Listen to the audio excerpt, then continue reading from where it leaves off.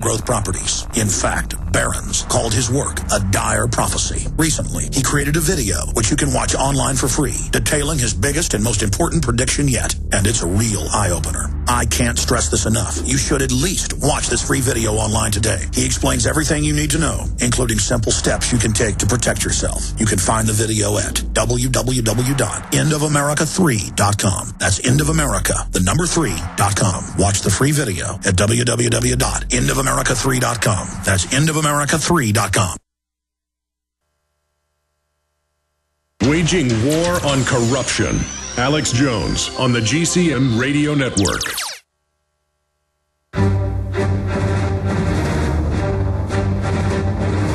Big Brother, mainstream media, government cover-ups.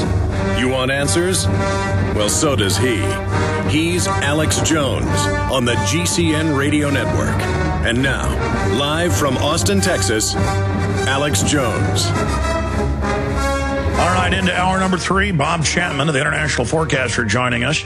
We're going to air part of an interview that we'll air the rest of that hadn't been seen yet tonight on InfoWars Nightly News with J. Edward Griffin on Occupy Wall Street, Occupy the Fed idea, and more. We'll continue with calls for the next 40 minutes or so with Bob Chapman getting into the economy.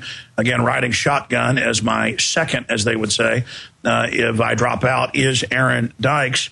Aaron, let's go ahead and go to Chris in Texas. Well, first off, what do you think of that idea, the Ron Paul mask that fellow was talking about? That is great, instead of some Guy Fawkes guy. Oh, it's genius, Alex. And remember, I never have caught on how historically accurate it is, but the Spartacus revolt from the movie, where everybody starts saying, I am Spartacus. That was really a slave revolt. Yeah, tell the story. They're trying to find out where he is, and everybody says, I'm Spartacus, I'm Spartacus. Yeah, they're out in the countryside after they've, Spartacus and the others had the slave revolt, escape from their system of being gladiatorial slaves to the Roman Empire, and they're in the countryside, where is Spartacus? And they all start saying, I'm all Spartacus. That means, at least the idea behind it, we're all for freedom. None of us are your slaves. And Ron Paul is a great symbol of that. And I also wonder, when is Ron Paul himself going to start saying Herman Cain is a fraud? He's not the Tea Partier. He's part of the system we're trying to defeat, Alex. Well, Ron Paul turned his guns under pressure because he's such a gentleman. But in this war, discretion is not the better part of valor, or as one of Ron Paul's icons said, sometimes silence isn't golden, it's yellow. And I'm not saying Ron Paul's been silent. He's been a great patriot against tyranny and had great courage. But he went after Perry and ran the ads, pointing out the Al Gore cheerleader stuff and the socialist health care. He started to go after Romney. It's destroying them both. I mean, you attack them, doesn't matter how much corporate money they get, their records are so bad, people go, these guys both support carbon taxes? They love Al Gore? They go to Bilderberg Group? It's over. And you've got to go after Herman Cain and say, you want a new sales tax on top of the income tax to pay our share to the bankers? You say the Federal Reserve is good. He is the enemy. He is the Federal Reserve slick-talking candidate. I mean, Herman Cain is the neocon version of Barack Obama. And again, people are like, well, he's black. I see a lot of white conservatives. Maybe he'll fix it. We've tried with old white guys, and it's like liberals thought that with Obama. I actually saw an article last week where they said, well, Chris Christie doesn't look presidential. He looks like he weighs 500 pounds, not against folks that are overweight. We all have been there one time or another. At least some of us have.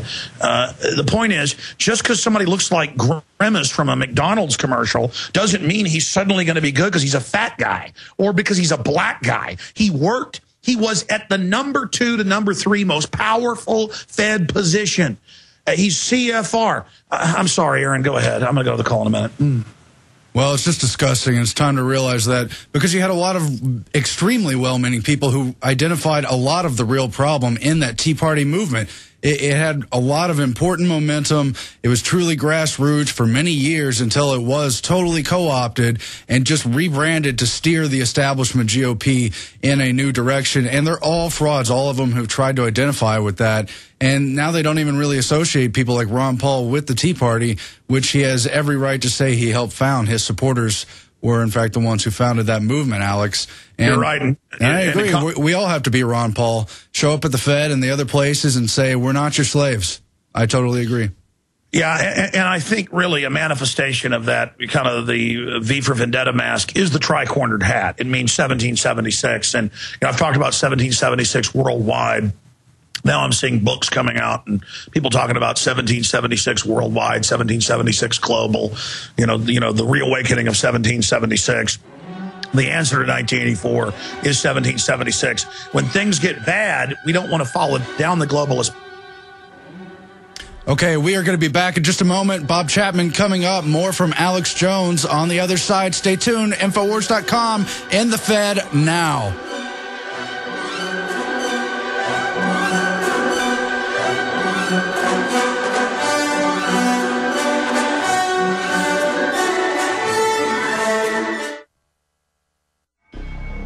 Alex Jones here with vital information concerning our nation's fragile food supply. Folks, there are some truly dangerous trends forming, and I think it's important for my listeners to do three things right away.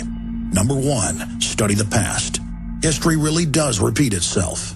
Number two, learn to spot the dangerous food shortage trends. Number three, take decisive action. A perfect storm is brewing for a global food crisis. That's why I'm telling everyone to read the new book, Rising Prices, Empty Shelves. Warning signs that trigger the deadliest famines in history. Don't get caught unprepared when the crisis hits.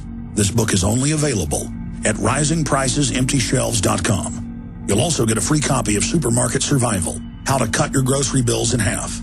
Again, that website is risingpricesemptyshelves.com. That's risingpricesemptyshelves.com. Hundreds of nations have fallen to tyranny in the last century alone. This is our last chance to not relive history. As we're finishing off this agenda, they'll be pulling the rug from underneath Americans at home. I have tremendous influence on our president and Congress, and they really are calling the shots. I think it's incumbent upon all of us as American citizens to pay attention. Fall of the Republic identifies the enemies of our nation, the criminal offshore cartel, hell-bent on destroying sovereignty, and on its ashes constructing world government. Tim Geithner, Bernanke, they're arsonists. They're asking for more matches. And the Congress is saying, who do we make the check out to? Today seems like nobody does care. And right now in Washington, D.C., we have seen a fall of the Republic. Get your copy of Fall of the Republic on DVD at Infowars.com or watch it online right now in super high quality at prisonplanet.tv. Hi folks, this is Alex Jones and I want to tell you about the Silver Lungs generator. Now you can produce pure and endless colloidal silver and deliver the solution directly into the bloodstream by breathing the solution through the lungs. The respiratory system is the first line of defense for airborne pathogens and viruses. The Silver Lungs generator infuses the respiratory system with your self-produced nano-silver solutions and also delivers the silver nanoparticles instantly into the bloodstream. With continued legislation threatening the sale of nano-silver products, you can now produce pure and endless colloidal silver with the Silver Lungs generator. Very easy to follow, step-by-step instructions are provided, making production fast and simple. Go to www.silverlungs.com today and learn more about the breakthrough technology of the Silver Lungs generator. That's www.silverlungs.com. Genesis Communications Radio Network proudly presents The Alex Jones Show, because there's a war on for your mind.